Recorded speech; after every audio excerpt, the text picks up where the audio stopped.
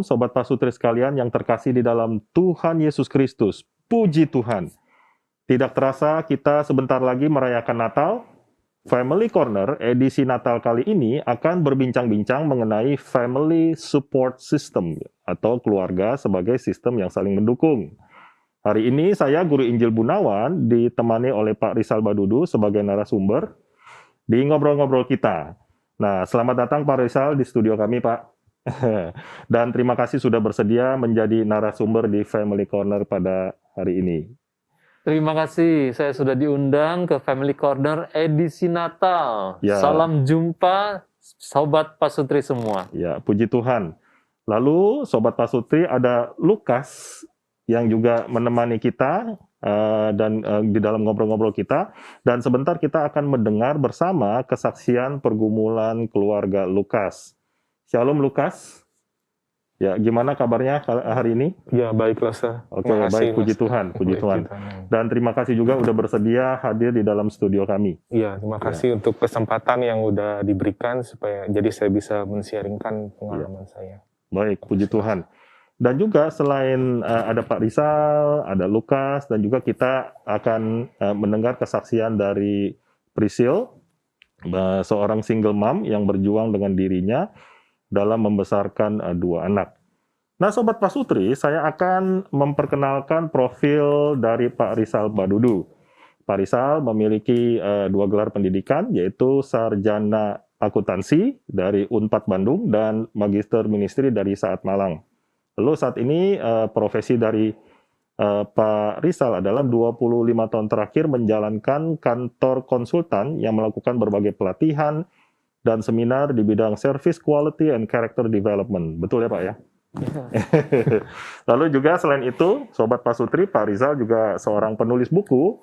5 bukunya yang sudah beredar, yaitu Character Excellence, Service Excellence, Pelayanan Liturgi untuk Kemuliaan Tuhan, atau Tagar Kami Ahok, dan juga Tagar Kami Jokowi. Dan juga Pak Rizal melayani di dalam Growing Families Indonesia, perwakilan dari Growing Families International USA, dan juga Yayasan Bangun Karakter Bangsa, perwakilan dari Institute in Basic Life Principle USA, dan juga Gereja Kristus Yesus Puri Indah. Selain itu juga, Sobat Pasutri, Pak Rizal menyelenggarakan beberapa sebagai narasumber topik-topik seminar, dan banyak memberikan pelatihan-pelatihan dan kelas berkurikulum untuk para orang tua di gereja, sekolah, dan komunitas lainnya, terutama topik-topiknya adalah pembentukan karakter anak, mendidik anak di dalam Tuhan, atau Growing Kids God's Way, mendidik para remaja dan remaja secara alkitabiah, dan yang terakhir adalah homeschooling. Juga menjalankan kelas-kelas pembinaan dalam topik berdoa berdasarkan firman Tuhan, pelatihan liturgis, dan pemusik gereja, dan mencari menemukan kehendak Allah, dan masih banyak lagi.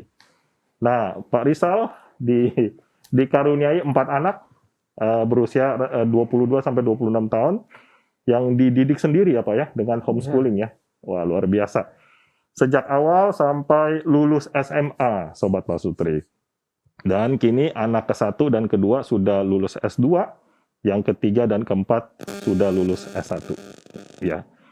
Baik, Sobat Pasutri Family Corner sekalian, apakah saat ini kamu merasa hidup di tengah keluarga yang tidak perfect, yang telah membuat kamu merasa kesepian atau lonely? Tumbuh besar dalam sebuah keluarga terkadang tidak seindah apa yang kita lihat di televisi.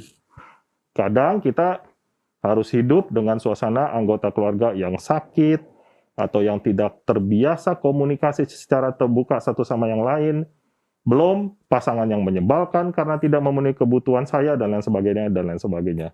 So, rasanya situasi tersebut nggak sesuai nih dengan harapan kita.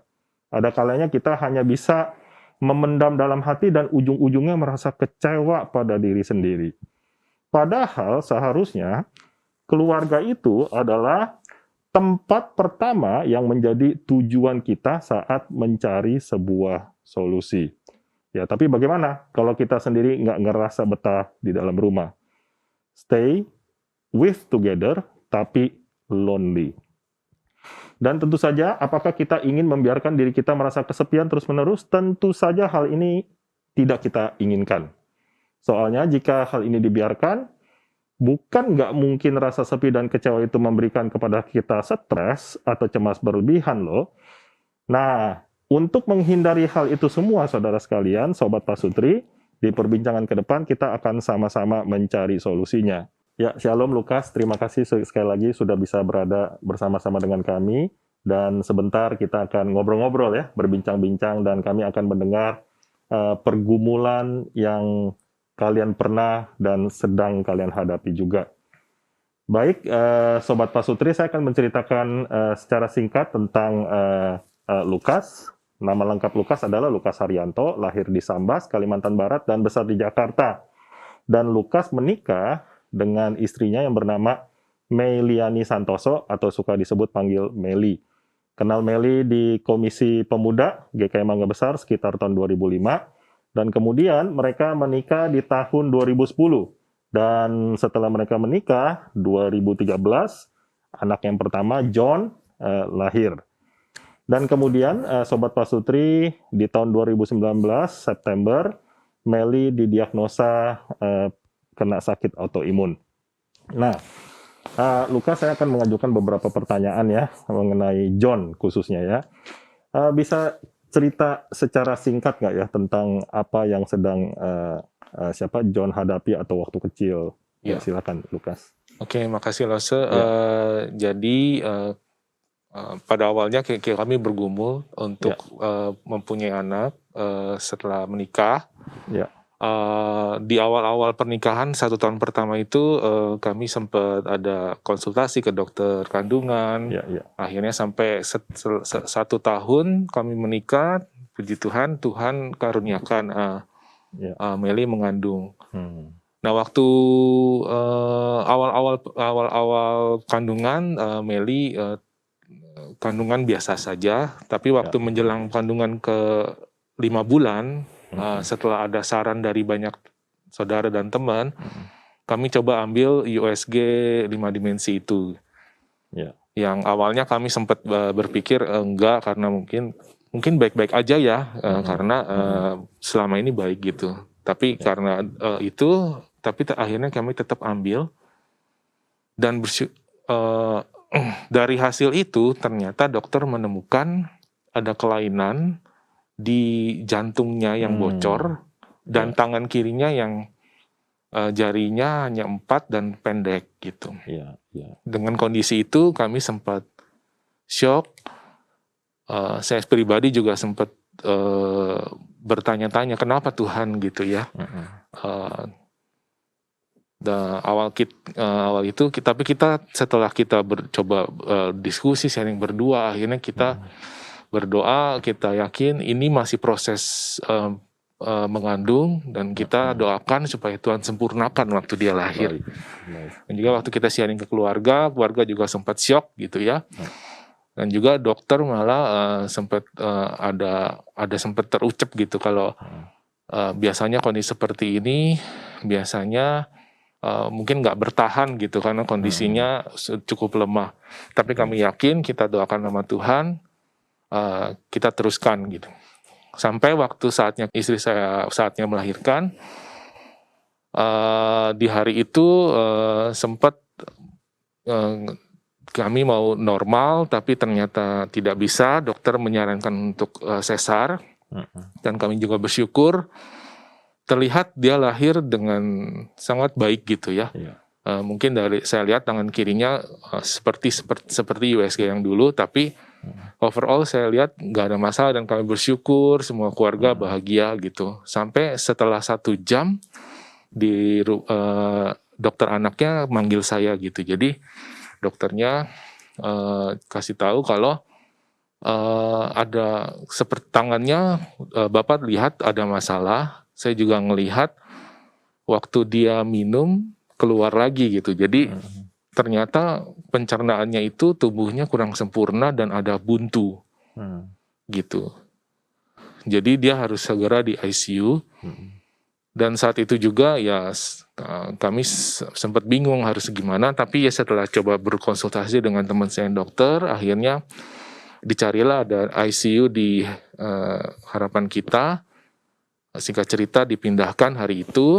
Dan di hari kedua kita ketemu ada dokter bedah anak, dan dia bilang ini harus segera dioperasi karena kalau tidak akan jadi masalah ke depannya gitu. Baik. Akhirnya kami putuskan dia hari kedua langsung dioperasi. Terus bersyukur operasi berjalan dengan lancar, Tuhan tolong. Dan setelah 3 minggu di ICU, John bisa keluar, tumbuh dan segalanya. Dan setelah itu kita coba konsultasikan ke beberapa dokter spesialis. Dan umur pertama dia juga harus operasi jantungnya atau terkoreksi. Dan hampir umur 2 tahun dia ada operasi langit-langit. Dan terakhir tangan kirinya sempat kita coba kita ada sempat terapi ke dokter tulang, tapi setelah kita coba jalan kita lihat tidak ada perkembangan.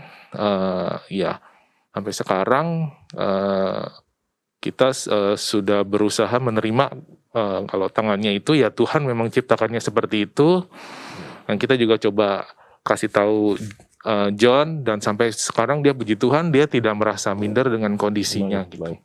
Sekarang John umur berapa ya Lukas? Sekarang John umur 8 tahun Larsa. Oke, puji Tuhan. Ya. Dan sekarang yang seperti kamu saksikan tadi, John percaya diri dan dia kondisinya sangat baik. Karena saya percaya ini adalah dukungan dari semua keluarga. Iya. Ya, betul ya. Nah, selama John masih baik sampai sekarang, Lukas boleh ceritakan nggak perasaan-perasaan kamu? Apakah pasti kamu pernah merasa kecewa juga sama Tuhan? Meli juga demikian sama. Boleh ceritakan sedikit nggak? Ya mungkin awal-awal buat saya pribadi mungkin saya melihat kalau mungkin secara umum kita melihat apakah ini karena apakah dosa yang udah kami lakukan dulu gitu, kita dihukum Tuhan seperti itu. Pertanyaan-pertanyaan itu muncul gitu. Tapi kita mungkin marah, kesel, tapi lebih merasa kesel apakah ini akibat dari apa yang kita lakukan dulu gitu ya, mungkin dosa yang udah pernah kita lakukan gitu. Dan juga mungkin yang kami pikirkan banget adalah John-nya gitu. Kita selalu takut dengan kondisi seperti ini, nanti John gimana ya, sekolahnya gimana, teman-temannya akan ngebully dia gak, bagaimana seperti itu. Itu jadi ketakutan-ketakutan yang mungkin timbul dan pertanyaan-pertanyaan yang sering kita tanya gitu muncul. Berarti sekarang John umur 8 kelas 3 SD. Kelas 3 SD ya. Dan di sekolah teman-teman tetap menganggap John seperti selayaknya siswa biasa. Iya. Wah, mungkin awal-awal ya itu yang ketakutan saya tadi. Ternyata ya awal-awal mereka kaget, tapi memang gurunya kan kita sudah kasih tahu dulu dan sempat pertama kali masuk kelas pasti gurunya selalu setiap kelas baru akan briefing teman-temannya. Awal-awal mungkin teman-temannya merasa aneh gitu, tapi bersyukur setelah itu paling cuma banyak 1-2 minggu pertama, setelah itu mereka bisa menerima John seperti biasa aja gitu. Baik. Nah Lukas, sekarang kita coba ngobrol-ngobrol soal Meli ya. Nah kalau Meli ini kondisinya seperti apa ya? Boleh ceritakan sedikit nggak tentang Meli? Ya. Sebenarnya kalau istri saya Meli dari awal saya ketemu sampai menikah dan punya anak, kondisi dia relatif sehat gitu ya. Cuman saya melihat mungkin di 2 tahun yang lalu saya ngelihat pekerjaan di tempat pekerjaan itu dia sibuk sekali. Dan mungkin dia stres, bawa pikiran, dan kadang-kadang dia harus kerja sampai, kan dia istri saya guru, dan dia sampai bawa kerjaan ke rumah, dan dia bisa tidur jam 2, jam 3 pagi, terus jam 5 harus bangun lagi, siap-siap lagi berangkat ke sekolah gitu. Dan itu terakhir seperti itu gitu, saking banyaknya pekerjaan yang harus dia kerjakan gitu. Dan saya sih awal-awal juga sempat ngomong sama dia, ini eh, sibuk sekali ya. Apakah bisa dari sekolah bisa ada adjustment pekerjaan gitu, karena kayaknya kurang nggak sehat deh apa yang dilakukan gitu ya. Tapi ya dia sharing memang kondisinya seperti itu dan dia nggak bisa gimana-gimana gitu. Iya, iya. Nah, sampai akhir waktu itu dia sempat bilang, kok mata saya sering ketutup, susah kebuka gitu. Dan dia melihat orang suka berbayang gitu ya. Karena kita pikir dia kecapean, kurang vitamin atau gimana, sempat ke dokter ngecek ternyata nggak ada solusi gitu. Sampai waktu itu kan kebetulan kami kan adiknya Meli itu iparnya adalah dokter Samuel. Iya. Nah, dan kita sempat nanya ke dokter Samuel, kita sharing dan dokter Samuel bilang sepertinya kamu kena autoimun gitu. Namanya myasthenia gravis. Jadi myasthenia gravis ini menyerang otot. Jadi otot-otot tertentu itu kalau diserang akan melemah gitu dan tidak bisa terkontrol gitu ya. Contohnya ya mata dia tiba-tiba turun, tangannya lemes, kakinya lemes, nggak bisa digerakkan gitu. Setelah Samuel bilang gitu ya, Samuel bilang kamu kayaknya harus dirawat karena kondisi itu dia makin lama makin drop gitu. Akhirnya setelah dirawat, dicek semua tes lab dan segalanya ya memang benar seperti itu gitu. Dia terkena itu. Ya. Lalu waktu Meli sedang penyakitnya kambuh, bagaimana perasaan Lukas pada saat itu? Ya kalau dia kambuh itu kan cukup parah gitu. Dia sempat sesak karena waktu dia kalau dia kambuhnya ringan itu kan ya mungkin masih nggak masalah, aku coba bantu apa. Tapi kalau kondisi kambuhnya karena otot paru-paru, nafas dia itu setengah mati dan dia seperti kehabisan nafas dan sesak gitu. Dan pada saat seperti itu aku pikir aku pengen nolong dia tapi rasanya susah ya. Bagaimana caranya gitu. Iya, betul. Iya. Kalau bisa aku aja yang gantiin posisi dia gitu. Aku sempat berpikir seperti itu gitu. Karena ngelihat dia susah banget, nggak bisa nafas. Dan di awal-awal karena kita nggak ngerti, ya itu aku kebingung gitu. Sampai terakhir akhirnya kami ada sediakan oksigen di rumah. Jadi kalau pas dia sesak, kita coba kasih oksigen untuk sedikit membantu gitu. Kalau ngelihat dari cerita yang tadi Lukas sampaikan tentang John ya, yang kondisinya seperti itu, puji Tuhan, Tuhan lama-lama pulihkan, dan juga kondisi Meli yang tadi Lukas sudah ceritakan. Nah, bagaimana Lukas itu menghadapi pergumulan ini sehari-hari? Boleh ceritakan nggak? Bagaimana kamu menghadapinya? Iya. Ya, suatu sisi pasti banyak kan ya. Aku lebih banyak bertanya kepada Tuhan gitu. Kenapa ya Tuhan seperti ini gitu. Selain itu juga mungkin banyak komunikasi dengan teman, dengan keluarga. Dan dari situ ya saya merasa ada banyak orang-orang yang banyak kasih dukungan, kasih support, kasih masukan gitu. Jadi dengan seperti itu aku juga lihat ya dengan adanya dukungan dari teman-teman dan keluarga, saya melihat saya bisa ngelewatin itu dengan lebih baik gitu dan lebih berpikir jernih. Karena kalau tanpa itu saya seringkali juga berpikir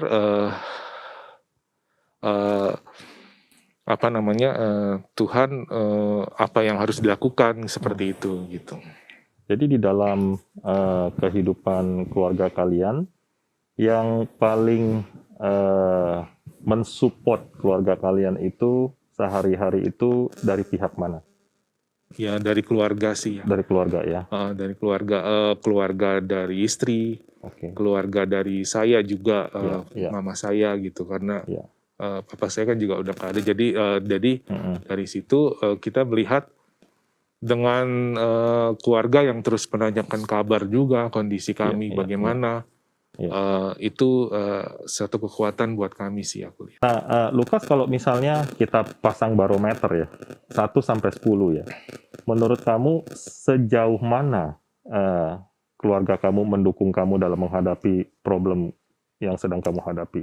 Dari antara 1 sampai 10. Kalau 1 paling rendah, 10 paling tinggi.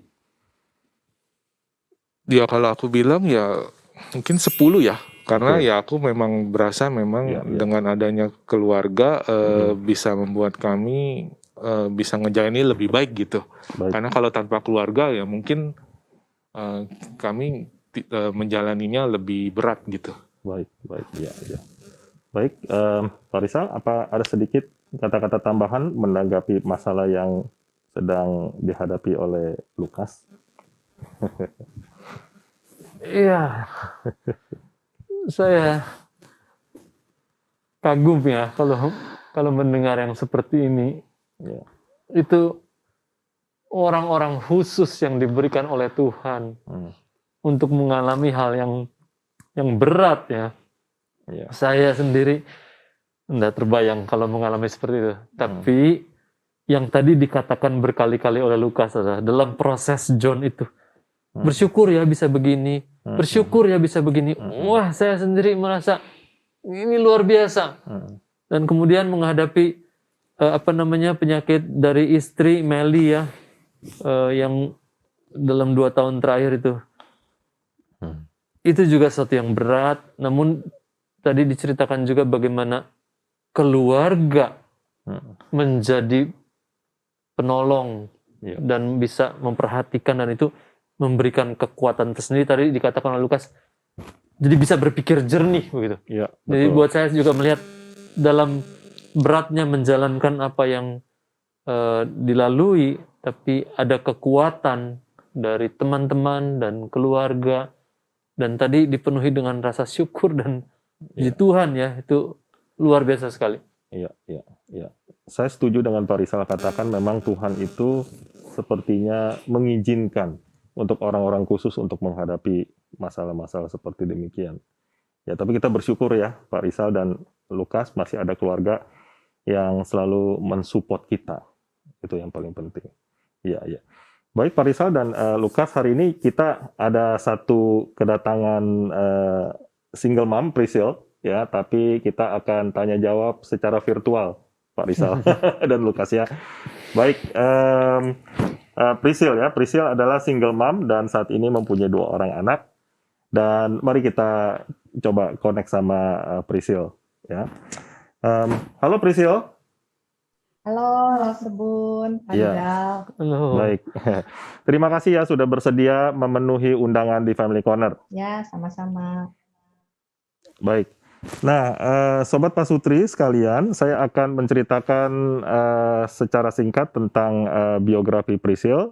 Priscil, nama lengkapnya adalah Priscilia Johan, lahir dan besar di Jakarta, anak ketiga dari 3 bersaudara di keluarga Johan. Menikah pada tahun 2011 dengan almarhum Sadikin Handoyo yang akrab disapa Hongsu. Dan Priscil memiliki 2 orang anak dan saat ini bekerja di salah satu perusahaan swasta. Saat remaja, Priscilia mengalami sakit autoimun yang menyebabkan rambutnya rontok parah, sehingga pernah mengalami kebotakan. Baik, langsung saja. Priscil bisa diceritakan nggak ya, kapan tepatnya Priscil itu mengalami sakit autoimun yang disebut dengan alopecia? Saat itu Priscil tahu dari siapa kalau kerontokan rambut yang dialami itu akibat dari autoimun. Dan pada waktu itu siapa yang mengantar Priscil untuk berobat? Oke. Cerita tentang alopecia ini, jadi pertama kali dialaminya tahun 1995. Waktu itu usia saya tuh 15 tahun. Jadi di bangku SMP. Jadi waktu itu gejalanya kan pertama kayak pitak-pitak gitu ya, jadi di belakang kepala gitu nggak kelihatan, terus tapi lama-lama dia tambah banyak, akhirnya dalam setengah tahun pokoknya udah habis saja gitu, rambutnya habis. Nah, jadi kalau ditanya kapan taunya kalau itu alopecia dan autoimun, itu sebenarnya awal-awal tuh sama sekali nggak tahu. Jadi orang tua saya tuh, kedua orang tua membawa saya ke dokter, udah ke beberapa dokter itu cari tahu ini penyakit apa gitu, kenapa bisa sampai separah ini, terus rambutnya rontoknya banyak banget. Waktu itu belum sampai habis banget, jadi masih dicari tahu ke beberapa dokter terkenal gitu, dokter kulit, itu udah gonta-ganti dokter, tapi nggak ketahuan. Jadi ada yang bilang kekurangan vitamin, jadi saya diresepin vitamin banyak banget, terus ganti dokter lagi sampai dibilangnya kurang hormon, saya disuntikin hormon, udah sempet suntik 1 kali hormon segede gini gitu suntikannya. Terus pernah lagi sampai akhirnya ke Singapura juga udah dilakukan gitu. Jadi papi mami saya tuh bawa saya ke Singapura, terus ke 2 dokter waktu itu. Jadi saya ingat salah satu dokternya tuh di National Skin Center, kalau nggak salah namanya, saya juga udah lupa. Dia tuh sampai buka kayak kamus gede gitu, dia cari tahu ini kenapa gitu. Jadi ternyata pada masa itu tuh belum populer autoimun. Jadi penyakit saya tuh benar-benar nggak tahu kenapa, cuman pokoknya intinya singkat cerita rambut saya sampai rontok gitu, sampai 1 kepala. Nah, kalau ditanya kapan tahu itu autoimun, jadi waktu saya di bangku kuliah beberapa tahun kemudian, saya ketemu 1 orang ternyata sama kayak saya. Nah, dia yang cerita, kita ini autoimun, namanya ini, lu cari deh di Google. Nah, habis itu saya cari. Habis itu dia kasih tahu satu dokter kulit. Saya datang ke sana, begitu dia lihat, dia langsung bilang, kamu ini kena namanya alopecia areata, tapi mungkin kamu udah berkembang jadi namanya universalis gitu, alopecia universalis. Dia bilang kamu nggak usah berobat lagi, ini tidak bisa disembuhkan gitu. Jadi di situ saya baru tahu kalau ini memang tidak bisa disembuhkan. Ini mungkin rambutnya akan numbuh, tapi kondisinya dia bisa balik lagi gitu. Jadi bisa rontok lagi dan bisa numbuh, bisa rontok, bisa numbuh, bisa rontok. Jadi prosesnya begitu, bolak-balik gitu. Iya. Nah, Prisil tadi Prisil kan kesaksian bahwa Prisil kena autoimun umur 15 tahun, yaitu pada masa remaja. Nah, itu kan masa remaja kan masa keemasan ya, di mana kita bergaul sama teman dan lain sebagainya. Dan setelah Prisil tahu bahwa sedang mengalami kerontokan rambut, bahkan pernah mengalami kebotakan. Nah, bagaimana perasaan emosi Prisil pada waktu itu? Pasti sih waktu itu emosional banget ya. Jadi latar belakangnya nih, kalau saya tuh dari kecil kan dibilangnya ini Prisil nih cantik, lucu gitu, rambutnya bagus ya, panjang gitu. Rambut saya pernah panjang sampai sepinggang. Nah terus waktu SMP itu, ya waktu SMP kita juga tahu lah ya, itu lagi perkembangan remaja mencari jati diri gitu. Jadi ini udah pasti menghancurkan kepercayaan diri, udah pasti itu ya, karena sesuatu yang kita banggakan gitu, sesuatu yang sebagai identitas kita tuh hilang. Nah jadi awal-awalnya ya, jadi saya gambarkan sedikit ya, waktu kita keramas nih, misalnya keramas tuh rambutnya bisa segepok begini gitu, ada di saluran air gitu. Jadi aku lihat, wah ini rambutnya kok banyak gini. Jadi setiap kali mandi tuh nangis. Terus di sekolah rambutnya tuh bisa bertebaran di lantai, sampai guru juga guru rasanya takut gitu liatnya. Wah kok rambutnya begitu amat gitu, rontoknya banyak banget. Setiap bangun tidur lihat rambut rontok. Jadi itu benar-benar menakutkan sih waktu itu. Jadi karena kita nggak tahu kita kenapa gitu. Jadi mengerikan banget. Jadi selain ketakutan, sedih pasti, stres iya pasti, mungkin sempat depresi, tapi waktu itu saya nggak ngerti, iya pasti ada gitu. Jadi shock. Ya. Lalu setelah mengalami masalah depresi, kecewa dan lain sebagainya sebagai seorang remaja, bagaimana akhirnya Prisil itu bisa bangkit lagi dan bisa happy dan membangun percaya diri? Dengan kondisi sekeliling saya yang suportif itu ya bisa bangkit lagi, sampai saya bisa pikir ini kan cuman rambut, rambut itu nggak bikin saya bisa tidak mengurangi nilai saya gitu. Jadi saya waktu saya naik SMA itu kan juga ada ketakutan sendiri ya. Jadi ini masuk ke lingkungan baru, teman-temannya baru, gimana. Tapi saya udah pikir dari saya mau masuk, saya bilang sama diri saya sendiri, ini cuma rambut. Ini tidak mengurangi nilai kamu dan tidak menjadikan kamu sesuatu yang buruk. Kamu tetap bisa achieve banyak hal gitu. Jadi saya pun masuk ke sekolah SMA itu dan saya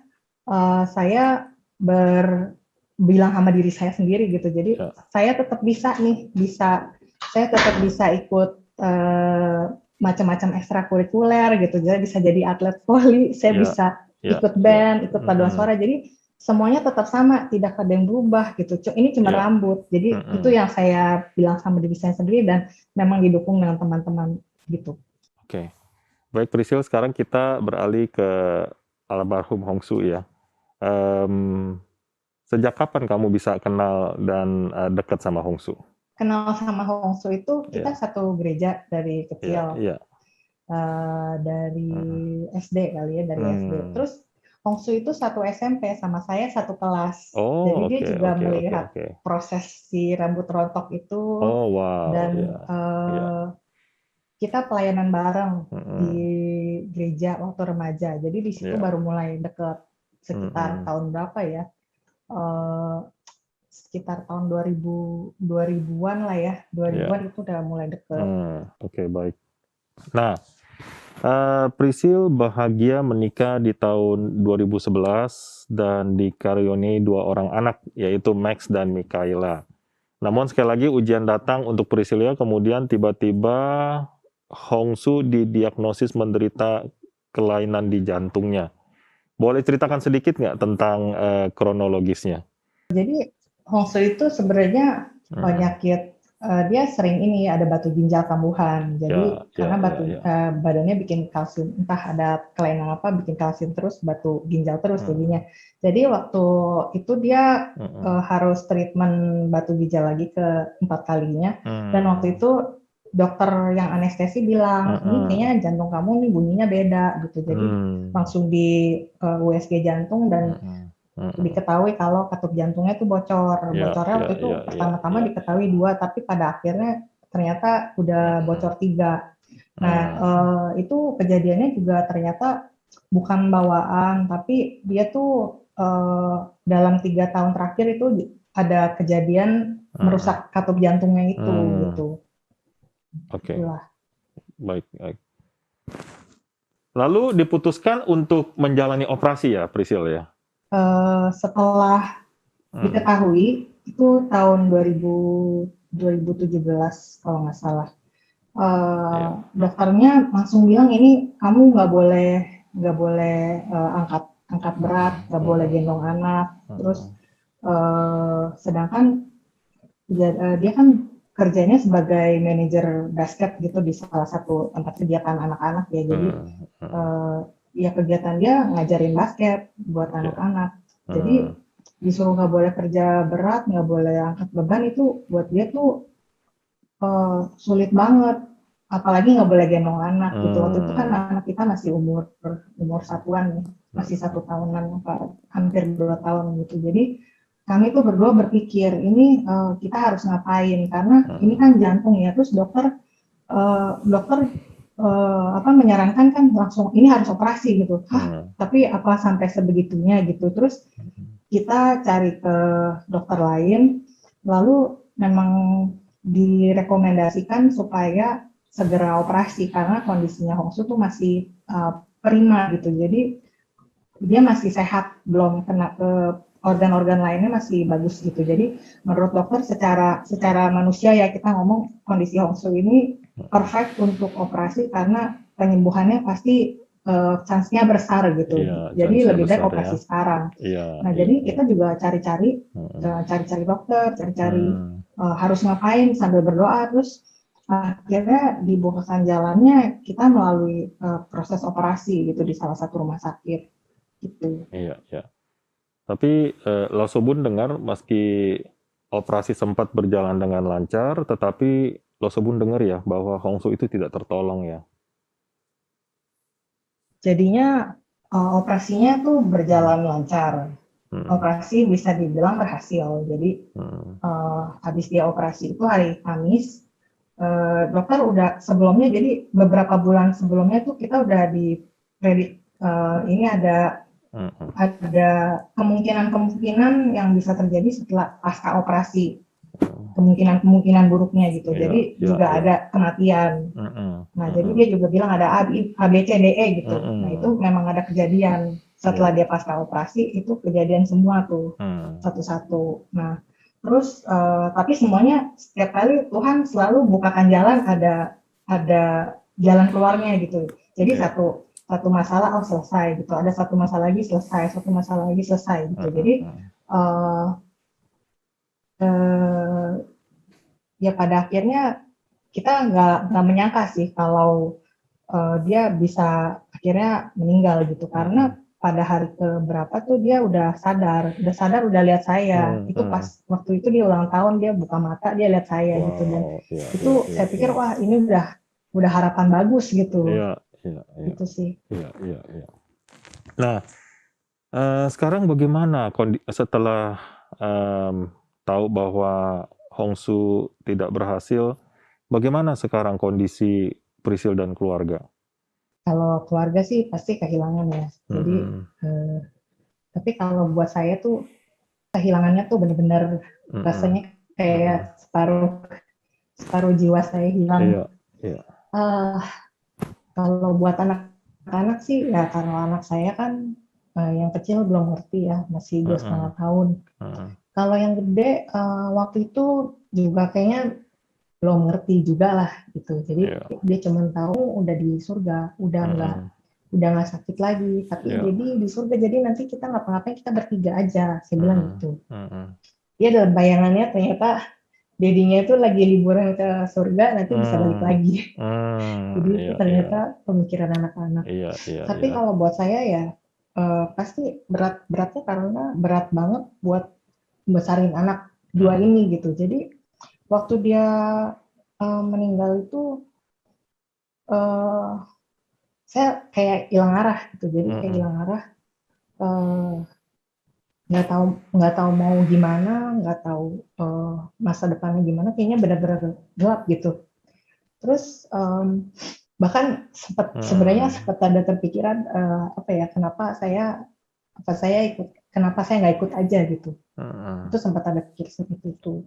Terus sempat juga kepikir, Tuhan ini anak-anak, kenapa Tuhan kasih saya anak-anak gitu, karena ini nggak ada khusus, saya gimana gedein anak-anak ini saya nggak tahu mau ngapain gitu, ini anak-anak jadi beban. Cuman puji Tuhan sih pikiran itu karena nggak lama berpikiran seperti itu, jadi justru saya malah bersyukur karena ada anak-anak ini, saya jadi punya semangat. Semangat lagi buat puji Tuhan. Saya punya tujuan saya adalah ngegedein anak-anak gitu. Pernah nggak Priscil merasa kecewa atau menyalahkan Tuhan atas kesusahan yang Priscil alami? Kalau waktu si Hongsu meninggal itu, saya pernah ngerasa marah, tapi marahnya bukan ke Tuhan ya. Jadi saya tuh 100% percaya kalau Tuhan itu tetap Tuhan yang maha besar, Tuhan yang maha kuasa. Tuhan itu, saya tetap percaya Tuhan bisa bahkan menyembuhkan Hongsu tanpa operasi, tinggal begini aja Tuhan juga bisa sembuhin gitu. Betul. Saya itu percaya 100%. Yang saya rasa adalah saya marah, tapi marah terhadap situasi. Jadi kenapa, sebenarnya saya bukan marah, lebih ke penyesalan. Jadi ada hal-hal yang saya belum melakukan terbaik gitu. Jadi sebagai manusia, sebagai istri, saya tuh belum melakukan yang terbaik buat Hongsu. Saya belum sempat ngomong. Jadi selama dia habis operasi itu kita sama sekali nggak bisa ngomong gitu, karena kalau saya ngomong nanti dia malah kondisinya memburuk. Jadi saya tahan semuanya dengan sambil berdoa, Tuhan nanti kalau dia udah sembuh, saya mau ngomong panjang lebar gitu sama dia. Tapi itu kesempatannya nggak ada, Tuhan langsung cut, dia udah meninggal gitu. Jadi ya saya kesel dengan situasinya. Tuhan, saya belum usaha terbaik gitu. Jadi tapi udah nggak ada, itu sih. Ya, ya. Jadi saat Priscil berada di titik terendah, support terbesar yang didapat berasal dari siapa, Priscil? Pasti keluarga ya. Jadi dari day one itu dari papi saya, dari semua keluarga sih sebenarnya. Jadi papi saya waktu itu saya rasa sangat support gitu. Jadi kan saya kehilangan mami saya juga waktu saya masih remaja ya. Jadi saya bisa ngobrol sama papi saya, ngobrol ngalor ngidul tentang ditinggal pergi pasangan hidup kita gitu. Jadi papi banyak menguatkan dari segi rohani, dia juga mengingatkan gitu, ini semua jalan Tuhan. Tapi saya juga memang nggak pernah meragukan kalau Tuhan tuh punya rencana yang indah, itu nggak pernah. Saya nggak pernah meragukan itu. Cuma ya jadi balik lagi ke keluarga. Pertama papi saya yang sangat support. Lalu keluarga lainnya juga membantu dalam hal yang saya nggak kepikiran apa, tapi mereka pasti ada gitu. Jadi di saat saya yang saya nggak tahu mesti ngapain lagi, udah berat banget ada. Jadi ada satu momen itu, saya ingat satu momen saya nggak ada pembantu, saya harus kerja, anak-anak saya nggak ada yang ngurus. Nah itu ada, saya punya keluarga saya itu di rumah yang koko dan kakak ipar saya mau menampung. Jadi mau ngurusin anak saya selama saya lagi kerja gitu. Jadi itu a big blessing sih, padahal saya tahu juga mereka juga struggle dengan itu gitu. Jadi saya benar-benar terberkati lah dengan adanya keluarga saya gitu. Jadi bukan cuman apa ya, ini benar-benar dalam segala hal yang saya nggak bisa ucapin satu-satu gitu. Ya. Kalau diminta menilai dari angka 1 sampai 10, Priscil, dalam hal support system dalam keluarga Priscil, ada di angka berapa yang bisa Priscil berikan? 10. Wow, luar biasa ya. Jadi Priscil sebenarnya betul-betul merasakan support yang besar dari keluarga sampai Priscil bisa bangkit lagi ya. Saya rasa saya nggak, di awal-awal ditinggal musuh itu, kayaknya saya nggak bisa bangkit secepat itu kalau nggak ada support keluarga sih. Di samping ada support dari lingkungan lainnya, tapi memang dari keluarga itu memang benar-benar mendasar banget gitu, yang bikin saya bisa bangkit lagi pelan-pelan gitu. Karena mereka tuh supportnya tuh bukan cuma fisik ya, tapi saya merasa mereka tuh mensupport saya dari belakang gitu. Jadi kayak kalau udah mau jatuh tuh mereka ada yang megangin gitu. Saya tahu saya bisa bersandar pada mereka gitu. Ya. Baik, terima kasih Priscil untuk kesaksiannya yang begitu indah, dan saya yakin bahwa kesaksian dari Priscil ini bisa menjadi berkat bagi Sobat Pasutri Family Corner. Nah, Pak Rizal, dari tadi kita sudah mendengar ya dari kesaksian dari dua keluarga. Menurut saya ini luar biasa, di mana Tuhan memberkati, menolong, dan tidak meninggalkan. Bahkan Tuhan bisa bekerja melalui orang lain untuk membuild up. Mereka punya iman, mereka punya emosi, jiwa, sehingga mereka tuh bisa dimenangkan. Menurut Pak Rizal, gimana tanggapan Bapak? Iya, Lo Sebenawan. Luar biasa sekali mendengar kedua kesaksian tadi. Dari Lukas dan dari Priscil. Saya sendiri merasa tidak layak untuk berkata apa-apa, karena mereka mengalami hal yang jauh lebih berat daripada yang pernah saya alami. Namun izinkan saya sedikit sharing ya, mengenai penyakit. Itu ada 3 jenis penyakit ya, di Alkitab menjelaskan. Yang pertama, ada penyakit yang mendatangkan kematian. Seperti Elisa yang meninggal. Tapi kita semua akan mati ya. Tapi Elisa mati karena penyakit. Yang kedua adalah penyakit karena dosa, dan itu adalah hukuman. Ini mengikuti hukum tabur tua ya. Misalnya orang narkoba, ya dia meninggal karena itu. Orang jadi HIV karena kehidupan seksnya tidak benar, dia meninggal karena itu hukuman. Jadi tadi Lukas bertanya-tanya, apakah ada dosa dari saya yang, itu ya enggak benar begitu. Ya. Yang ketiga adalah penyakit untuk mendatangkan kemuliaan Allah. Jadi Yesus berkata di Yohanes 9, pada waktu bertemu dengan orang buta yang buta sejak lahirnya, murid-murid bertanya, jadi kenapa dia buta? Yesus bilang, ini adalah untuk menyatakan kemuliaan Allah. Jadi saya melihat tadi dua kesaksian tadi, kita tidak mencari salah-salah. Kalau Tuhan izinkan itu terjadi, biarlah dia yang ditinggikan melalui kejadian-kejadian itu ya. Dan juga tadi mengenai John ya, yang tangannya gitu ganggu. Kemungkinan besar melalui hidup John yang tangannya seperti itu. Kita bersyukur tidak dibully oleh teman-teman. Tapi mungkin melalui itu nanti malah Tuhan dimuliakan. Nanti pada waktu dia besar, dengan kondisi dia seperti itu, dia bisa melakukan apa? Yang seperti anak-anak lainnya. Dan Tuhan dimuliakan dari situ. Jadi itu yang kita berharap ya melalui kesaksian-kesaksian tadi. Bahwa Tuhan dimuliakan karena dia sendiri yang mengizinkan hal itu terjadi. Baik. Nah, Pak Rizal, setelah tadi kita mendengar dua kesaksian tadi, dalam hubungan dua kesaksian tadi nih Pak ya, bagaimana menurut Pak Rizal melihat soal penting dan manfaat support system dalam atau bagi keluarga?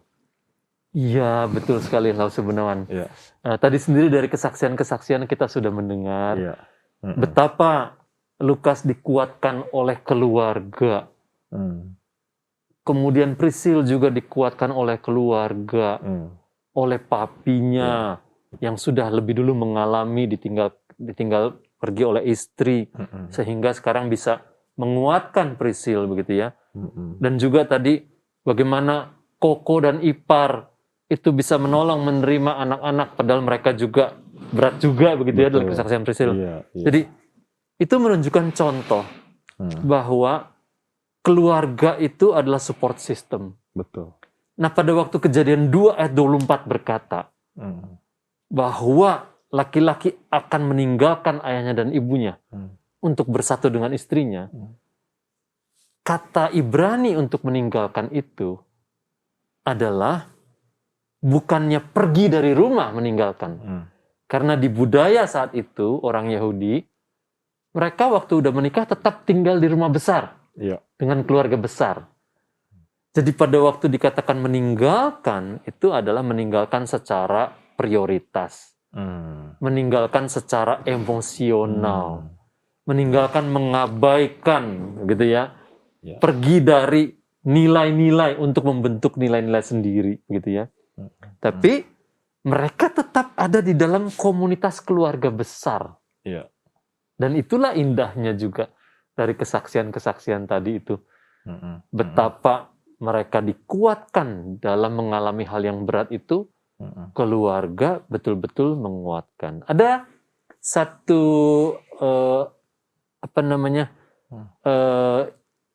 saying, apa itu? Ucapan istilah dalam dari Afrika yang mengatakan bahwa it takes a village to raise up a kid.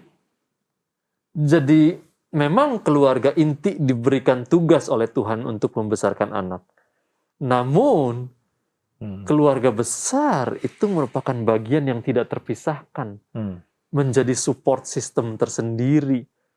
Kita semua mengalami itu, dan juga tadi dari dua kesaksian tadi jelas sekali mereka mengalami support system itu adalah sangat diperlukan, akan menguatkan kita. Bahkan Lukas tadi mengatakan ayahnya adalah hamba Tuhan, ya. Yang saya percaya nilai-nilai tadi yang diajarkan itu kepada anaknya juga merupakan warisan dari papanya ya. Dan itulah yang menjadi support system dari kita yang kemudian kita sudah berkeluarga sendiri, menerima bantuan-bantuan nilai-nilai yang baik dari keluarga besar kita, gitu ya. Iya. Lalu Pak Rizal, selain dari keluarga, support system itu sebenarnya bisa berasal dari mana ya Pak? Selain dari keluarga. Ini bagus sekali Laus Benawan. Support system itu bisa datang dari komunitas. komunitas yang hidup dengan nilai-nilai yang sama. Iya. Begitu ya. Kayak di gereja gitu ya Pak ya. Misalnya di gereja. Kelompok kecil. Dan tadi jelas sekali. Dua-dua yang memberikan kesaksian, Lukas maupun Priscil, bertemu tadi di remaja, di kafe, kemudian melayani bersama-sama. Tentu itu membantu untuk punya nilai-nilai cara pikir, pola tindak yang kurang lebih sama ya. Jadi saya bisa katakan, GKY Mangga Besar ini sudah menjadi komunitas bagi pemuda, bagi remaja, dan itu menolong, membentuk, menumbuhkan. Nah, di banyak tempat ada komunitas-komunitas tumbuh bersama yang saya juga dalam keluarga bertumbuh bersama banyak keluarga lainnya yang kami bertemu secara rutin, bertumbuh, belajar, PA bersama, anak-anak dan orang tua. Sehingga kalau anak-anak bertanya, kenapa kami begini? Waktu mereka melihat keluarga-keluarga lain melakukan dengan cara yang sama, mereka jadi, oh iya ya. Dan mereka, apalagi kalau sudah mulai remaja, dan muda, waktu mereka melihat keluarga-keluarga lain, oh sama. Mereka mendapat peneguhan dan penguatan dari situ. Bahwa, oh ini bukan bisa-bisanya papa mama saya aja, gitu. Tapi semuanya juga banyak yang melakukan yang begitu. Jadi itu adalah komunitas di gereja, dan ada beberapa sekolah juga yang berhasil membentuk komunitas orang tua. Begitu ya, dan orang tua satu kelas tertentu sering bertemu bersama juga dengan keluarga, dengan anak-anaknya. Itu menolong anak-anak untuk bertumbuh dengan lebih sehat. Sehingga dia tidak bergaul dengan siapa saja yang nilainya berbeda dengan keluarga kita. Karena itu akan lebih menyulitkan nantinya dalam tumbuh kembang anak. Gitu. Jadi selain kita melihat komunitas yang dari dalam atau yaitu keluarga, kita juga perlu menemukan komunitas yang di luar keluarga ya Pak ya. Itu penting sekali. Iya. Oke, baik. Nah, Pak Rizal, kalau misalnya keluarga sendiri itu menjadi mikro, sebenarnya apakah dapat dijadikan support system ya? Iya. Terima kasih loh sebenarnya. Itu baik sekali, dan memang kita tahu bersama Tuhan sendiri yang menciptakan keluarga ini sebagai lembaga ya. Dan waktu Tuhan menciptakannya itu indah sekali. Bagaimana dia berkembang sebagai satu sistem adalah kalau dia dijalankan sesuai dengan desainnya. Desain Tuhan adalah kita para pria, kita menjadi pemimpin dalam keluarga. Dan istri kita masing-masing menjadi penolong yang sepadan. Nah, kalau peran ini dijalankan dengan baik, maka dia akan menjadi satu support system yang sangat berguna bagi anak dan juga bagi kita. Nah, misalnya kita para ayah, kita mendapat perintah dari firman Tuhan. Misalnya Efesus 6 ayat 4, katakanlah begitu ya. Dan kamu bapak-bapak, janganlah kamu membangkitkan amarah di dalam hati anak-anakmu, tetapi didiklah mereka dalam ajaran dan nasihat Tuhan. Nah, kalau kita sebagai pria-pria melakukan support itu seperti sistem yang Tuhan ciptakan, kita para pria jadi pemimpin dalam keluarga kita yang mendidik anak-anak kita. Nah, di dalam Alkitab bahasa Inggris itu pakai istilah to bring them up. Jadi selalu kita mesti melihat ya, tindakan kita, keputusan kita, komunikasi kita, interaksi kita dengan anak-anak itu membuat dia bring them up atau kadang bring them down. Gitu ya. Nah, maka diingatkan di Efesus 6 ayat 4 itu. Dan kamu bapak-bapak, janganlah bangkitkan amarah di dalam hati anak-anakmu. Ayat yang paralel dengan itu adalah Kolose 3:21 ya. Janganlah sakiti hati anakmu. Begitu. Nah, bagaimana kita menyakiti hati anak atau membangkitkan amarah anak? Adalah dengan memperlakukan pada dia tidak sesuai dengan apa yang Tuhan inginkan. Misalnya ya, dan ini saya sedikit bahas. kalau dikatakan di firman Tuhan, dan kamu bapak-bapak, itu sebetulnya satu paket ya. Emak-emak juga termasuk. Ya. Tapi dalam budaya saat itu penulisannya begitu. Ya. Jadi ini papa-papa dan mama-mama, janganlah bangkitkan amarah. Kenapa? Karena sebaliknya kita harus mendidik mereka dalam ajaran dan nasihat Tuhan. Nah, banyak orang nggak bisa mendidik dalam ajaran nasihat Tuhan. Kenapa? Karena dia membangkitkan amarah dalam hati anak. Anak udah kesel duluan, Pak. Udah kesel duluan. Iya. Contoh sederhananya apa? Tiap hari ada omelan. Tiap hari ada marah. Nah, buat saya selalu mengingatkan ya, keluarga-keluarga Kristen mestinya berbeda. Waktu kita menerapkan kasih, di rumah-rumah keluarga Kristen itu mestinya jauh lebih minimal itu omelan. Atau komunikasi orang tua dengan anak itu isinya apa? Satu, instruksi. Kedua, koreksi. Wah, anak-anak tuh udah bete bertahun-tahun cara komunikasinya begitu. Maka waktu kita komunikasinya seperti itu dalam tumbuh kembang anak terus, anak umur 10 kita tetap instruksi koreksi. Anak umur 12, 15 kita tetap instruksi koreksi setiap hari di dalam hal-hal yang kecil-kecil. Itu membangkitkan amarah di dalam hati anak. Itu menyakiti hati anak. Dan waktu itu terjadi, kita jadi nggak bisa bring them up, memasukkan ajaran dan nasihat Tuhan di dalam kehidupan mereka. Nah, jadi si support sistemnya itu di keluarga mikro itu nggak bekerja tuh. Betul. Gerigi-geriginya nggak bekerja, gerg kayak mesin rusak itu kan. Nggak ngeklik ya, Pak? Apa? Nggak ngeklik. Nggak ngeklik gitu kan. Klek. Kenapa? Anaknya, dalam bahasa anak gini nih ya, nggak fun sama mami. Gitu ya, bahasa anak nih ya gitu ya. Kenapa? Karena dia tiap kali diingetin, mandi diingetin, buat PR diingetin, tidur diingetin, apa? Nggak fun. Kalau dia ketemu teman-temannya, ini kan teman-teman kan nggak akan ngingetin dong. Iya. Nah, itu fun. Nah, itulah jadi komunikasi kita yang benar, didikan kita, ajaran kita yang benar, akan dengan sendirinya menjadi sistem yang support tumbuh kembang anak-anak. Seperti tadi, kita bersyukur ya mendengar John bisa jadi anak yang pede dengan keadaan yang seperti itu. Kenapa? Karena dia dapat kasih yang banyak dari orang tuanya. Dan itu cukup buat dia untuk memberikan kasih kepada teman-temannya gitu. Itu indah sekali kesaksian tadi. Terima kasih Lukas.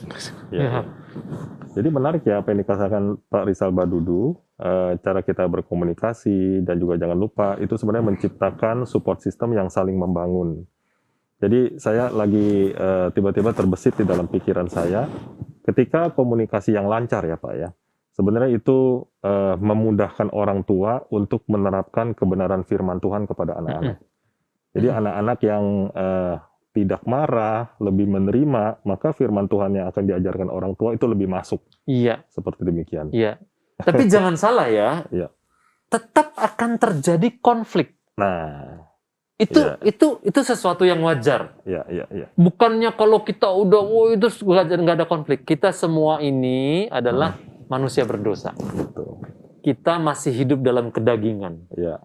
Jadi kalau ada konflik itu sesuatu yang wajar sekali. Di sepanjang Alkitab, keluarga-keluarga itu nyata sekali ada konflik. Mulai dari apa? Siapa tuh? Anaknya Adam dan Hawa. Kain Habel. Apa? Kain dan Habel. Udah konflik besar. Terus anaknya Ishak lagi, Yakub sama Esau. Udah konflik besar. Ada begitu banyak konflik di Alkitab. Untuk memperlihatkan kepada kita adalah manusia biasa. Jadi kalau di keluarga-keluarga kita terjadi konflik, itu wajar sekali ya. Pertanyaannya, bagaimana kita menangani konflik itu? Bagaimana nih Pak cara membangun komunikasinya Pak? Dan itu dia, ya kan? Efesus 4 ayat 2 mengatakan, hendaklah kamu rendah hati, lemah lembut, sabar, dan saling membantu. Itu memang bukan dalam konteks keluarga ayat itu ya. Tetapi bisa kita gunakan prinsipnya dalam hubungan keluarga. Kalau papa rendah hati sama anak, kan kita pasti lakukan kesalahan ya. Tapi minta maaf. Anak akan nempel. Betul. Tapi kalau kita jaim, papa kan lakukan kesalahan, tapi kita nggak minta maaf. Ya anak juga rasa, ini papa munafik. Langsung tutup pintu hati. Tutup pintu hati. Nah, anak itu kalau udah pra-remaja dan remaja, dia lebih sensitif terhadap kemunafikan. Betul, setuju saya. Gitu ya. Jadi kalau kan anak-anak nggak tahu ya kita seperti apa ya. Kita nggak usah jaim-jaim lah ya. Gitu nggak bisa jaim di rumah. Jadi kalau kita nggak rendah hati seperti Efesus 4 ayat 2 katakan, anak nangkep. Kalau kita nggak sabar, anak nangkep. Setuju. Kalau kita nggak saling membantu, anak lihat, dan jadinya waktu kita nggak menerapkan firman itu, kita nggak bisa memasukkan ajaran dan nasihat Tuhan. Efesus 6 ayat 4 tadi. Begitu ya? Iya. Lalu tadi kan kita bicara support system, komunikasi jika keluarganya lengkap ya Pak ya, ada suami istri, anak-anak. Nah kalau support system untuk single parent Pak, nah ini dia, gimana nih Pak? Wah. Ini memang selalu ditanyakan ya. Iya. Bagaimana support system untuk single parent? Iya. Begitu. Nah, kita memang hidup di dunia yang tidak ideal. Ya, bisa saja dengan satu dan lain hal, kemudian ada yang karena meninggal, ada yang karena kemudian bercerai, itulah fakta kehidupan. Begitu ya. Saya buka satu ayat ya. Iya Pak, silakan. Nah, ini kalau saya Alkitabnya begini deh ya, bukan yang ini, bukan yang canggih-canggih nih ya. Saya buka dari Mazmur 68. Ayat 6. Ya. Mazmur 68 ayat 6 berbunyi demikian. Bapak bagi anak yatim dan pelindung bagi para janda. Itulah Allah di kediamannya yang kudus. Nah, kebanyakan yang namanya single parents, kebanyakan single mom. Ya. Jadi, saya selalu mengatakan ini. Yakini ayat ini adalah janji Tuhan. Tuhan berkata, Dia itu adalah pelindung bagi para janda. Dan Dia jadi bapak bagi anak-anakmu. Dan bacakan ayat ini kepada anak-anakmu. Katakan, papamu sekarang itu Tuhan. Tapi mama yang wakili di rumah ini mama. Jadi kamu, kalau kamu taat mama, kamu taat Tuhan. Karena Tuhan bilang, bapak bagi anak yatim. Dan dia bilang, pelindung bagi mama, para janda. Itulah Allah di kediamannya yang kudus. Tentunya dalam prakteknya sehari-hari, itu lebih berat. Betul. Namun sekali lagi ya, kalau Tuhan mengizinkan itu terjadi pada diri kita, Tuhan memberikan kekuatan. Maka kembali lagi saya katakan tadi, ini saya kalau mendengar kesaksian Lukas dan istri, kesaksian Priscil, saya rasa, saya bilang, ini orang-orang khusus diberikan kekuatan yang khusus oleh Tuhan untuk menghadapi hal-hal yang lebih berat daripada yang saya alami. Jadi itu juga sebagai satu hal yang bisa disyukuri gitu ya. Iya. Ya memang mendengar dari ayat yang Bapak sampaikan tadi, itu satu kekuatan yang luar biasa Pak, saya pikir ya. Jadi memang selain dari keluarga, kita juga jangan lupa ada satu pribadi yang luar biasa, yang menciptakan langit bumi ini, yang mengasihi setiap anak-anaknya, yang selalu memelihara dan menyertai setiap anak-anaknya. Betul. Amin. Wah, puji Tuhan ya. Baik, mungkin dari Lukas ada pertanyaan yang ingin disampaikan kepada Pak Rizal. Oh iya. Ya, silakan. Terima kasih. Ini jangan yang berat-berat nih pertanyaannya. Iya, enggak. Masih berhubungan, Pak. Ya. Tapi tetap jangan berat-berat ya. Ya, jadi ya mungkin relate dengan apa yang saya alami juga di sehari-hari gitu ya. Jadi semenjak istri saya terkena sakit ini, itu dia kan harus berhenti dari kerjaannya gitu. Sehingga ada satu pergumulan khusus juga buat keluarga kami. Jadi istri saya kan perlu ada perhatian khusus. Anak saya juga ada perhatian khusus. Nah, sehingga saya secara nggak langsung menjadi support system untuk mereka berdua juga gitu ya. Jadi, namun yang saya alami juga pada saat saya coba untuk fokus dengan mereka, terkadang saya yang pekerjaan saya kadang mungkin terganggu gitu. Sedangkan kalau misalnya saya harus fokus dengan kerjaan gitu ya, terkadang yang di rumah juga suka mempertanyakan saya terlalu sibuk kerja gitu, sehingga kadang ada hal-hal tertentu kurang rasanya dari saya gitu. Ya mungkin bagaimana bisa di dalam situasi seperti ini saya tetap bisa menjadi support system yang baik, tapi juga bisa membagi fokus dengan yang antara dua sisi ini gitu. Wah, ini pertanyaan yang bagus sekali karena real sekali. Namun saya juga bisa katakan bahwa banyak sekali orang yang menghadapi hal yang sama, ya kan? Ya. Apapun kondisi keluarga, tapi menghadapi hal yang sama dalam arti gimana sih menyeimbangkan, gitu ya?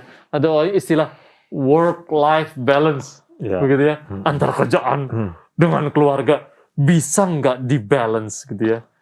Nah, saya mendengar tadi dari pertanyaan, kalau saya kerja, saya jadi nggak perhatikan ini. Kalau saya perhatikan ini, saya jadi kurang perhatian kepada pekerjaan. Saya ingin katakan satu hal, hendaknya semua itu nggak ditabrakkan. Tapi kita coba memandangnya sebagai satu keselarasan. Jadi gini maksud saya, secara praktisnya. Kita diberi peran oleh Tuhan sebagai kepala keluarga, sebagai suami, sebagai ayah, dan sebagai pegawai atau pebisnis, begitu ya. Nah, sekali lagi, kalau kita menjalankan peran-peran ini sesuai dengan panggilan Tuhan, semua yang indah terjadi. Begitu ya. Bagaimana peran ini kita jalankan? Prioritasnya jelas sekali. P yang pertama itu sebagai pribadi. Pribadi itu hubungannya dengan Tuhan. P yang kedua sebagai pasangan. Ini sebagai person, sebagai partner. Hubungannya dengan pasangan kita. P yang ketiga adalah sebagai parents. Kalau mau pakai P juga, papa mama lah ya. Gitu ya. Supaya P1, P2, P3 gitu kan. Person, partner, parents. Pribadi, pasangan, papa mama. Yang keempat adalah sebagai provider. Kita breadwinner, kita mencari nafkah buat keluarga. Sebagai pekerja, gitu ya. Nanti yang terakhir adalah sebagai pelayan Tuhan kita ya, semuanya ya. Nah, kalau prioritas ini kita jaga, Tuhan akan memberikan hikmat terus, sukacita yang luar biasa di dalam kehidupan kita. Artinya, hubungan kita sama Tuhan itu yang pertama sekali. Kalau kita terus pasang jalur komunikasi dengan Tuhan, nanti Tuhan kasih hikmat untuk P yang kedua. Apapun keadaannya, keadaan tiap orang kita beda-beda. Tapi waktu kita punya hubungan pribadi yang kuat sekali dengan Tuhan, P kedua ini akan beres. Waktu hubungan kita dengan pasangan itu beres, besar kemungkinan P3, parents, papa, itu beres. Waktu hati kita kepada anak itu beres, besar kemungkinan P yang keempat itu beres. Nah, ini bukan soal pembagian waktu. Ini soal hati. Ya. Hati saya utamanya kepada Allah. Waktu saya melakukan P yang keempat, pekerjaan, itu betul-betul saya orientasikan kepada Allah. Waktu saya mendidik anak saya, P3, itu saya betul-betul memuridkan dia karena Allah. Waktu saya berhubungan dengan istri, berinteraksi dengan istri, itu karena saya menaati Allah, harus mengasihi dia. Nah, waktu prioritasnya seperti itu, sukacita yang Tuhan sediakan itu besar sekali. Nah, kadang-kadang di dalam realita hidupnya, ini lagi sibuk banget. Kondang-kondang tuh. Tapi enggak sepanjang tahun gitu. Saya pernah 4 bulan ulang jam 1 pagi, jam 2 pagi, tiap hari. Begitu ya. Lalu saya dan istri itu, kami menangani kantor kami. Kami mengatakan kepada anak-anak, ayah bunda lagi dapat tugas dari Tuhan. Untuk gini-gini. Kamu atur diri kamu begini-begini. Tuhan tolong lu semuanya. Kerjaan beres. Ini kerjaan yang nomor 4 ya. Anak-anak beres. Hubungan kita pun tetap beres. Iya. Jadi sekali lagi, jangan ditabrakkan. Jangan kita katakan, kalau saya konsentrasi sini, itu pasti hilang. Kalau saya fokus sini, sana pasti terkorbankan. Enggak. Katakan kepada Tuhan, Tuhan, saya mau prioritaskan Tuhan lebih dulu. Hati saya kemudian kedua adalah pasangan. Ketiga adalah anak-anak, baru pekerjaan. Dengan hati yang demikian, Tuhan akan kasih banyak sekali hikmat, banyak sekali kasih mengalir dari dalam diri kita, untuk anak-anak kita, untuk kerjaan kita, untuk anak-anak kita, untuk pasangan kita. Dan nanti kita jadi dibuat mampu. Kok jadi bisa ya? Tadinya rasanya susah banget ngatur waktu apa. Atau tadinya rasa, aduh capek banget sih, kok harus gini? Karena kita memprioritaskan Allah, kita jadi mampu. Saya kasih contoh ya. Kegiatan saya banyak sekali. Saya sering sekali, ini jangan dicontoh tapi jangan dicontoh ya. Saya sering sekali sampai jam 1. Besok kemarin udah mau nyerah. Tapi saya tetap menetapkan diri. Saya saat teduh pagi, buka hari, dan saya saat teduh malam. Tutup hari. Gitu ya. Buka hari supaya siap. Tutup hari itu, kalau kita tidur, pergi tidur, dengan merenungkan firman Tuhan, Tuhan membuat secara supernatural. Itu indah di dalam tidur kita. Besok kita dapat kekuatan lagi. Jadi, misalnya, saya bekerja sampai jam 1 pagi, atau sampai jam 2 pagi. Sesudah selesai, saya akan kembali saat teduh. Karena apa? Karena hati saya pertama, prioritasnya Tuhan. Nanti yang lainnya, dibuat beres oleh Tuhan. Ya. Saya minta maaf kepanjangan jawabannya. Mudah-mudahan semua dapat ya. Maaf ini agak kepanjangan. Oke. Baik, sekali lagi terima kasih Pak Rizal dan juga Lukas ya. Sobat Pasutri sekalian, tiba saatnya kita di penghujung acara. Itu artinya kita perlu menyelesaikan perbincangan kita nih, Pak Rizal dan Lukas ya. Namun demikian sebelum selesai, apakah Pak Rizal boleh menyampaikan satu kata penguatan gitu ya Pak, kalimat penguatan untuk Sobat Pasutri yang menyaksikan Family Corner? Ya, Subhanawan. Terima kasih sekali lagi sudah mengundang kami di Family Corner ini, di studio yang begini indah di GKI Mangga Besar. Saya terkaget-kaget ini masuk GKI Mangga Besar di sini ya. Memuji Tuhan ya karena ini. Begitu ya. Kembali lagi melihat, mendengar 2 kesaksian tadi, saudara-saudara kita, Lukas dan Meli dan Priscil. Kita tahu, apapun kejadian yang kita alami, Tuhan gak pernah lepas tangan. Amin. Tuhan punya rencana yang indah buat masing-masing keluarga kita. Namun itu membutuhkan ketaatan kita kepadanya. Kalau hidup kita ada di jalur-jalur Dia, maka keluarga kita dijadikan sebuah sistem yang indah oleh Tuhan. Komunitas kita di gereja menjadi support system tersendiri buat kita. dan keluarga besar kita juga jadi support system tersendiri. Dan dengan demikian hidup kita akan indah, memuliakan Dia karena kita sedang melakukan apa-apa yang Dia inginkan. Amin. Begitu ya Sobat Pasutri, terima kasih.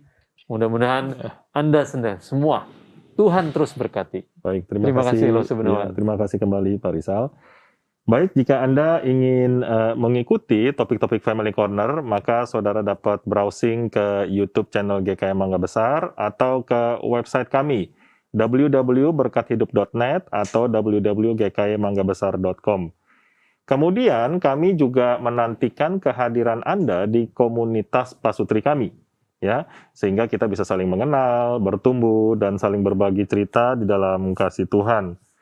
Dan untuk mendapatkan info ini lebih lanjut, Sobat Pasutri bisa menghubungi nomor telepon gereja di 639-985 di hari Selasa sampai Sabtu, atau Anda bisa follow di IG kami, YCF_GKM Mangga Besar, untuk mengikuti kegiatan Pasutri GKM Mabes. Tetap terkoneksi dengan kami di Pasutri GKM Mabes, dan mari kita bertumbuh bersama di dalam Kristus. Mohon Pak Rizal bisa menutup perbincangan kita Pak di dalam doa. Ya, baik, Sobat Pasutri, mari kita bersama-sama berdoa. Ya. Tuhan Allah Bapa, kami sungguh bersyukur. Hari ini kami boleh mendengar dua kesaksian yang sangat kuat dan sangat indah. Mengapa sangat kuat? Karena Engkau ada di atas semua itu. Amin. Engkau ada di belakang kehidupan Lukas dan keluarga, dan juga Prisil dan anak-anaknya. Mengapa sangat indah? Karena Engkau menunjukkan kasih-Mu yang tetap dan tidak pernah berkesudahan kepada kedua keluarga ini. Tuhan, kami juga mau bergantung pada Tuhan yang sama, pada Engkau, sehingga kami mendapatkan kekuatan, mendapatkan kuasa, mendapatkan kasih dari-Mu, seperti dua teman kami ini mengalaminya. Dalam keadaan apapun, kami tetap mau memuji dan memuja Tuhan, mau dekat pada Tuhan, supaya hidup kami, dan keluarga kami bisa terus memuliakan Tuhan. Kami berterima kasih untuk acara bincang-bincang sore ini, terima kasih untuk pelayanan di GKM Mabes ini, terima kasih untuk acara ini, kami bersyukur dan berdoa di dalam nama Tuhan Yesus, dan kita semua katakan, amin. Amin. Baik, sampai di sini Sobat Pasutri sekalian, Tuhan Yesus memberkati. Salam keluarga bertumbuh.